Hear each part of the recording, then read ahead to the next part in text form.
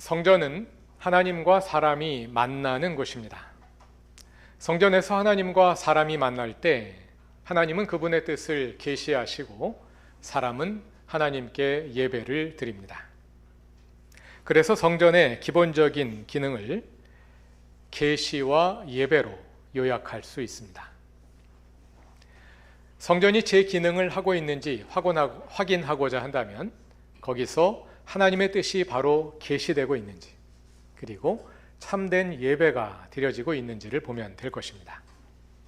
그러나 예수님 시대 성전은 그 본연의 기능을 다하지 못하고 있었습니다.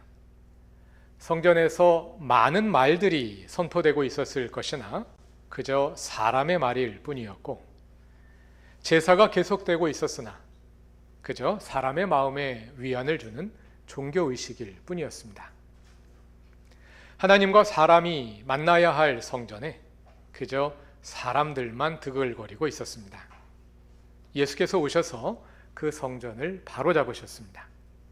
그것은 성전이 마땅히 감당해야 할 계시와 예배의 기능을 회복시키신 것입니다. 누가복음 9장 51절에서 시작된 예수님의 여행 이야기가 19장에서 끝납니다. 19장 28절을 보면 예수님이 예루살렘 앞에 있는 올리브산 가까이 이르셔서 나귀를 구해 타시고 예루살렘에 입성하십니다.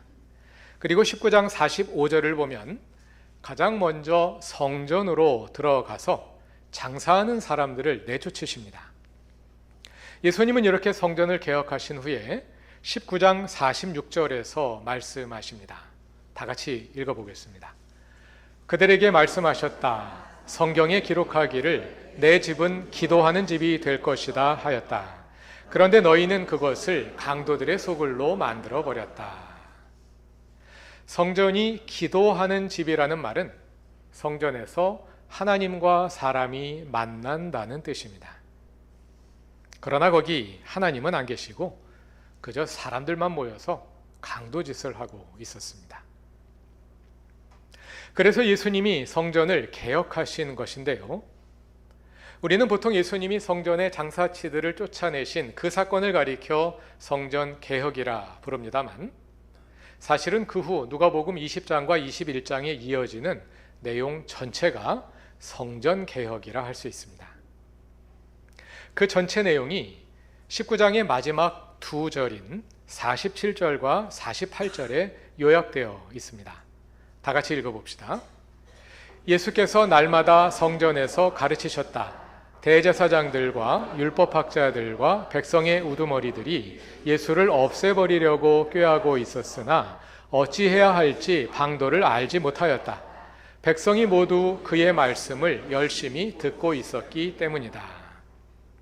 이와 비슷한 내용이 21장 끝부분에도 나옵니다. 조금 뒤로 이동해서 21장 37절과 38절을 다 같이 읽어봅시다. 예수께서는 낮에는 성전에서 가르치시고 밤에는 나와서 올리브 산이라고 하는 산에서 지내셨다. 그런데 그 모든 백성이 그의 말씀을 들으려고 이른 아침부터 성전으로 모여들었다. 두 구절이 같은 내용을 말하는데요. 예수님은 날마다, 정확히 말하자면 매일 낮에 성전에서 가르치셨고 백성들이 모여들어서 열심히 그의 말을 들었습니다.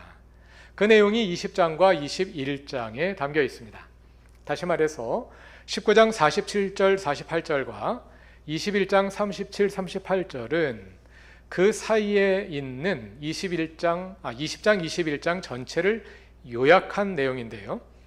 이렇게 요약문을 앞과 뒤에 배치하는 구조를 가리켜서 뭐라 그러죠? 네, 많이 가르쳐드린 보람이 있습니다. 누가복음은 이렇게 수미상관 또는 수미상관 구조를 통해 예수님이 성전에서 무엇을 하셨는지를 선명하게 보여주는데요. 예수님이 성전에서 하신 일이 무엇일까요? 예수님이 성전에서 가르치셨습니다. 그리하심으로 예수님은 성전이 잃어버린 계시의 기능을 회복시키셨습니다. 예수님은 이런 방식으로 성전을 개혁하셨습니다. 계시와 함께 성전의 또 다른 중요한 기능은 예배입니다. 성전에서 하나님은 사람에게 계시하시고 사람은 하나님께 예배를 드립니다. 오늘의 본문에는 예배의 드림을 대표하는 하나의 행위가 소개되는데요. 그것은 헌금입니다. 오늘 본문의 마지막 구절인 누가복음 21장 1절부터 4절을 찾아봅시다. 예수께서 성전 헌금궤 앞으로 가셔서 부자들이 헌금하는 것을 보고 계셨습니다. 그러다가 한 가난한 과부가 와서 헌금궤에 렙돈 두 렙돈을 넣는 것을 보셨습니다. 렙돈은 동전의 일종인데요. 두 렙돈은 한 고드란트이고 64고드란트가 한 데나리온입니다. 한 데나리온은 하루 일당이지요. 그러니까 과부가 바친 두 렙돈, 곧 한 고드란트는 하루 일당의 64분의 1에 해당하는 금액입니다. 요즘 기준으로 대충 계산해 봅시다. 금년 최저시급이 9,860원이고 8시간 일하면 일당이 8만 원이 조금 안 됩니다.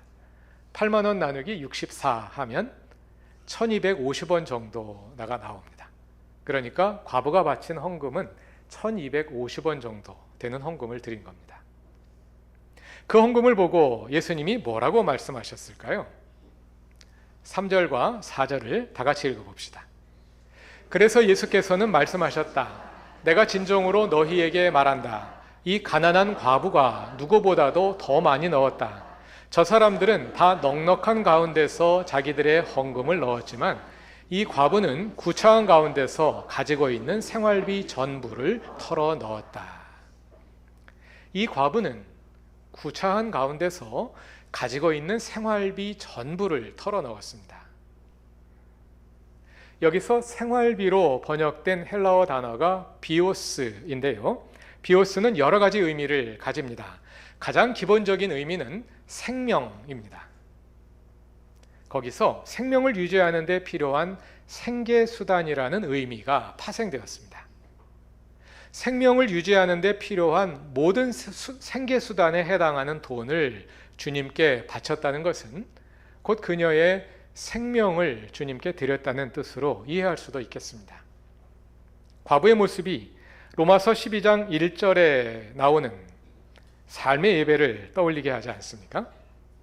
여러분의 몸을 하나님께서 기뻐하실 거룩한 산제물로 드리십시오. 이것이 여러분이 드릴 합당한 예배입니다. 이렇게 예수님은 한 과부를 합당한 하나님께 드리는 예배를 드린 모범으로 제시함으로써 성전의 본래적인 역할이 무엇인지를 보여주시고 회복하시고자 하셨습니다. 이렇게 예수님은 성전에서 마땅히 이루어져야 할 하나님의 계시를 회복하시고 올바른 예배의 표본을 보여주심으로써 성전을 개혁하셨는데요. 그 개혁이 그동안 어떤 방식으로든 성전과 관계를 맺어온 사람들에게 영향을 미쳤겠지요. 누가복음 20장은 예수님의 개혁에 반응하는 사람들의 모습을 보여줍니다. 누가복음 20장 1절과 2절을 보면 어느 날 예수께서 성전에서 가르치고 계실 때 대제사장들과 율법학자들과 장로들이 함께 예수께 와서 따져 묻습니다. 당신이 무슨 권한으로 이런 일을 합니까? 누가 이런 권한을 당신에게 주었습니까? 두 질문에 반복되는 핵심어는 권한입니다. 그리고 두 질문에는 한 가지 주장이 암시되어 있는데요. 성전에 대한 권한을 누가 가지고 있다는 것일까요? 자기들이 가지고 있다는 것이겠지요. 예수께서 그 질문에 반응하십니다. 3절과 4절을 다 같이 읽어봅시다. 예수께서 그들에게 대답하셨다. 나도 너희에게 한 가지 물어보겠으니 나에게 대답해 보아라. 요한의 세례가 하늘에서 난 것이냐 사람에게서 난 것이냐? 예수님은 되물으셨습니다. 요한의 세례가 하늘에서 난 것이냐 사람에게서 난 것이냐? 얼핏 보면 답을 피하시는 것처럼 보이지만 사실은 그 질문에 답이 있습니다. 성전에 대한 권한은 사람에게서 오지 않고 하나님에게서 옵니다.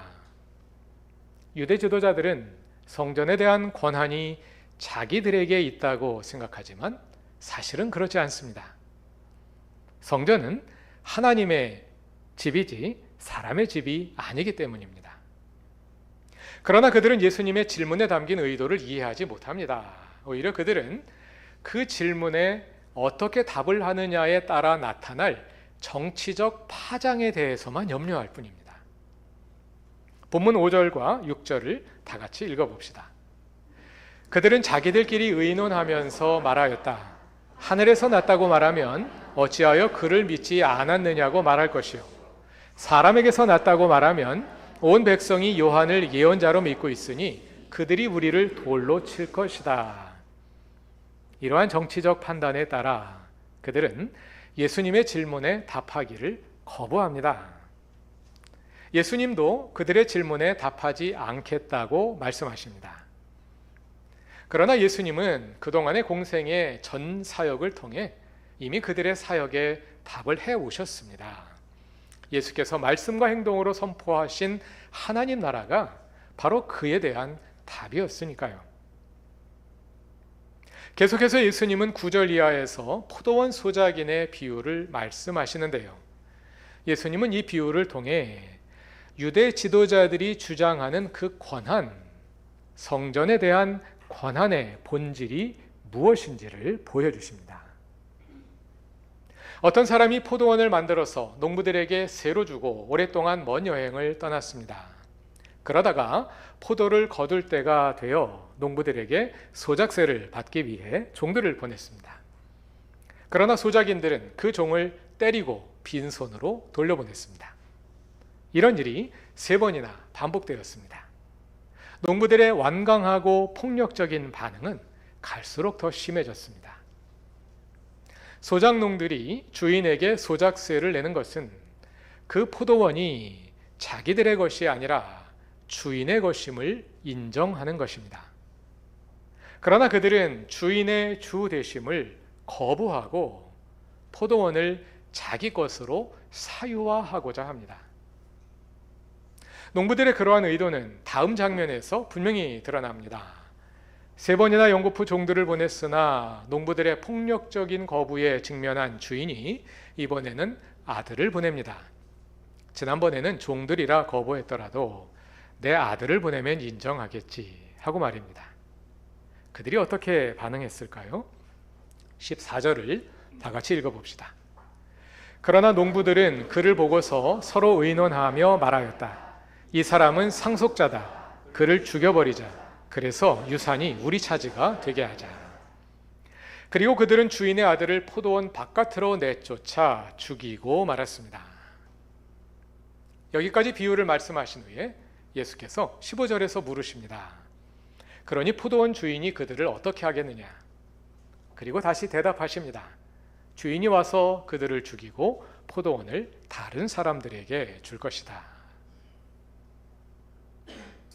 알레고리의 성격을 가지고 있는 이 비유에는 이스라엘의 지나온 과거의 역사와 함께 앞으로 일어날 일들에 대한 예고가 담겨 있습니다.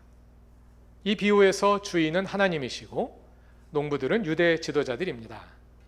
주인이 소작세를 받으려고 여러 차례 보냈던 종들은 이스라엘 역사에 연이어 일어났던 수많은 예언자들입니다. 이스라엘에게 선포했던 예언자들의 메시지는 하나였습니다. 회개하고 너희 하나님의 주 되심으로 돌아오라. 이 포도원의 주인이 너희가 아니라 하나님이심을 인정하라. 그러나 이스라엘은 하나님의 회개의 촉구를 거부하고 예언자들을 박해하기까지 했습니다. 그래서 하나님은 그분의 아들 예수 그리스도를 보내셨습니다. 여기까지, 그러니까 비유 본문 13절까지는 과거에서 현재로 이루어져 온 일들입니다. 그러나 14절부터는 아직 일어나지 않은 미래의 일입니다. 유대 지도자들은 이제 작당하여 포도원 주인을 대신하여 온 아들 예수 그리스도를 죽이게 될 것입니다. 그것은 곧 하나님의 주되심을 거부함을 의미합니다. 그들은 장차 주인이 돌아오면 심판을 받고 다른 사람들이 하나님 나라를 상속받게 될 것입니다. 이처럼 이 비유에는 예수의 죽음과 종말의 하나님 나라에 관한 예고가 함께 담겨 있습니다. 이 비유는 성전에 대한 권한의 출처를 묻는 유대 지도자들의 질문에 대한 답이었습니다. 율법학자들과 대제사장들은 그 비유가 자기들을 겨냥한 것임을 바로 알아챕니다. 그들은 예수를 잡으려 합니다. 그러나 예수님 말씀을 들으려고 그 주위에 몰려있는 백성을 두려워하여 그렇게 하지 못합니다. 이렇게 성전에서 하나님 말씀이 계시되고 있었습니다. 성전이 잃어버렸던 본래의 기능을 되찾고 있었습니다. 유대 지도자들이 그것을 막으려 하지만 결국은 자신들의 실상만 폭로한 채 물러서고 말았습니다. 자, 놀이터에서 아이들끼리 싸움이 났다고 가정해 봅시다. 한 아이가 그 놀이터는 자기 거라고 생각하며 마음대로 하다가 다른 아이들과 불화를 일으키고 결국은 밀려났습니다. 그러면 누구를 찾아갈까요? 엄마를 찾아가든 아빠를 찾아가든 자기 배후에 있는 힘센 존재를 찾아가서 그 놀이터를 되찾으려 하겠죠. 이때 누구를 찾아가는지를 잘 보면 이 아이가 누구에게 의존하고 있는지를 알 수 있습니다. 유대 지도자들은 예수님께 성전을 빼앗겼다고 생각할 것입니다. 성전을 되찾기 위해 그들은 누구를 찾아갔을까요? 다 같이 본문 20절을 읽어봅시다. 그리하여 그들은 기회를 엿보다가 정탐꾼들을 보내어 이들이 거짓으로 의로운 사람인 채 행세하면서 예수께로 접근하게 하여 그의 말씀을 책잡게 하였다. 그렇게 해서 그들은 예수를 총독의 치리권과 사법권에 넘겨주려고 하였다. 예수를 총독의 치리권과 사법권에 넘겨주려고 하였다. 성전에 대한 권한은 하늘에서 옵니다. 그러나 그들은 로마 제국의 힘을 빌어 성전을 되찾고자 합니다. 그들이 내세우는 성전에 대한 권한은 하늘이 아니라 사람에게서 온 것이었습니다. 요한의 세례가 하늘에서 온 것이냐 사람에게서 온 것이냐, 예수님의 질문은 바로 이러한 유대 지도자들의 모습을 그대로 분명히 드러내주는 질문이었습니다. 그들은 로마 제국의 권력을 이용하여 예수를 궁지에 빠뜨리기 위해 덫을 놓습니다. 22절이 그 덫입니다. 다 같이 읽어봅시다. 우리가 황제에게 세금을 바치는 것이 옳습니까? 옳지 않습니까? 앞에 5절 이하에서도 확인한 것처럼 그들은 매우 정치적으로 전략적으로 사고하고 행동하는 사람들입니다. 이 질문도 그렇죠. 예수님이 세금을 바치라고 답하시면 민족주의자들이 등을 돌릴 것이고, 세금을 내지 말라고 하면 로마 제국의 적이 될 테니 양수겸장의 질문이 아닐 수 없습니다. 예수님은 그들의 의도를 간파하시고 25절에서 대답하십니다. 25절을 다 같이 읽어봅시다. 예수께서 그들에게 말씀하셨다. 그러면 황제의 것은 황제에게 돌려주고 하나님의 것은 하나님께 돌려드려라. 많은 분들에게 익숙하실 개역 성경의 표현대로 하자면 가이사의 것은 가이사에게, 하나님의 것은 하나님께 돌려드리라. 짧은 경고 형식의 말씀이라서 해석의 여지가 크고 고려해야 할 요소들이 많은 말씀입니다. 그래서 매우 다양한 해석들이 있습니다. 오늘 설교에서 그 해석 논쟁에 끼어들지는 않으려 합니다. 누가복음 20장의 맥락에서 핵심적인 의미만 간단히 짚어보려 하는데요. 앞에 말씀하신 포도원 농부의 비유에서 하나님의 주 되심을 인정하는 것은 농부들이 포도원의 주인에게 소작세를 내는 행위로 대표되지요. 그러나 그들은 황제에게 세금을 내야 하는지를 묻습니다.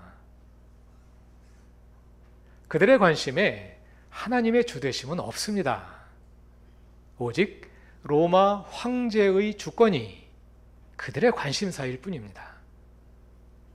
그래서 그들은 게임의 룰을 바꾸려 합니다. 하나님의 주 되심으로 나가면 승산이 없다고 판단한 겁니다. 그래서 룰을 바꾸어서 로마 황제의 주권이라는 더 유리한 프레임으로 싸워서 이기겠다는 것이죠. 그러나 이것은 그들이 누구의 종인지를 더 분명히 드러내줄 뿐입니다. 그러한 그들을 향해 예수님이 촉구하십니다. 성전의 참된 주인이자 그들의 참된 주인이신 하나님께 돌아오라고 말이지요. 황제의 것은 황제에게 돌려주고 하나님의 것을 하나님께 돌려드려라. 여기서 예수님 말씀의 핵심은 후반부에 있습니다. 누가 너희의 주님이냐? 로마 황제이냐? 하나님이냐? 황제의 것은 황제에게 돌려주어라. 그러나 너희의 주님은 하나님이시니 이제 어리석은 시도를 그치고 하나님의 주 되심으로 돌아오라. 예수님과 대립했던 유대 지도자들에게서 성전이란 그저 그들의 이익을 뒷받침해주는 수단에 지나지 않았습니다. 그러한 성전이 성전으로서 기능을 제대로 수행하기는 어려웠겠지요. 거기에는 하나님의 계시도 없었고 참된 예배도 없었습니다. 오늘날 교회는 하나님의 성전입니다. 물론 여기서 교회란 교회 건물을 가리키는 말이 아니라 성도들의 모임으로서의 교회를 가리키는 것이죠. 성전이 그런 것처럼 교회의 가장 기본적인 기능은 계시와 예배입니다. 하나님의 말씀이 바로 계시되고 있을 때, 그리고 예배가 바로 드려지고 있을 때 교회가 교회로서 가장 기본적인 요건을 갖추었다고 할 수 있을 것입니다. 이것은 단순한 형식의 문제가 아닙니다. 설교와 예배가 없는 교회가 어디 있겠습니까? 중요한 것은 단지 사람을 즐겁게 하는 연설이 아니라 성경을 토대로 진정 하나님의 말씀이 선포되고 있느냐. 그저 사람을 만족시키는 종교의식이 아니라 온 삶을 하나님께 드리는 참되고 영적인 예배가 드려지고 있느냐 이겠지요. 교회가 계시와 예배의 기능을 정상적으로 감당하도록 하는 책임은 1차적으로 저와 같은 교회 지도자들에게 있을 것입니다. 그러나 단순히 지도자들만의 문제는 아닙니다. 만인이 제사장으로서, 그리고 예배를 함께 이루어가는 참여자로서 우리는 교회가 하나님의 성전으로서 온전히 회복되게 할 책임을 함께 가지고 있습니다. 여러분은 설교를 들으며 무엇을 추구하십니까? 계시입니까? 감동입니까? 계시보다 감동이 앞서는 것은 설교가 아닙니다. 나의 삶을 향한 주님의 뜻이 계시되어 내가 그것을 알게 되고 그 계시의 감동이 따를 때 비로소 설교를 들었다 할 수 있을 것입니다. 여러분은 예배를 드리며 무엇을 추구하십니까? 하나님을 뵙고 그분께 나의 삶을 드리는 것입니까? 아니면 그저 종교적 만족을 얻는 것입니까? 과부의 두 렙돈처럼 작고 부족한 우리의 삶을 주님 앞에 있는 그대로 내어드리는 것이 예배입니다. 하나님은 예배에서 그러한 신실한 헌신을 우리에게 기대하십니다. 그러한 믿음의 삶을 통해 우리의 몸이 하나님의 성전이 되고 또 우리가 모여 이룬 교회가 하나님의 성전이 되어 우리 삶의 계시와 예배가 지속될 것입니다. 오직 하나님을 주님으로 삼아 예배의 삶을 살아가는 모든 교우들에게 포도원의 풍성한 열매와 같은 주님의 은혜가 가득하기를 바랍니다. 다 같이 기도드리겠습니다. 교회를 통해 주님의 뜻을 계시하시고 우리의 예배를 받으시는 하나님, 주님 앞에 참된 예배를 드리게 하시고 우리에게 주시는 말씀에 신실하게 반응하여 우리 몸이 그리고 우리 교회가 주님의 성전으로 온전히 회복되어 가게 하소서. 기쁨으로 말씀을 듣게 하시고 그 말씀이 우리 마음밭에 심겨지고 견고하게 성장하여 풍성한 열매로 맺어지게 하소서. 예수님의 이름으로 기도드립니다. 아멘.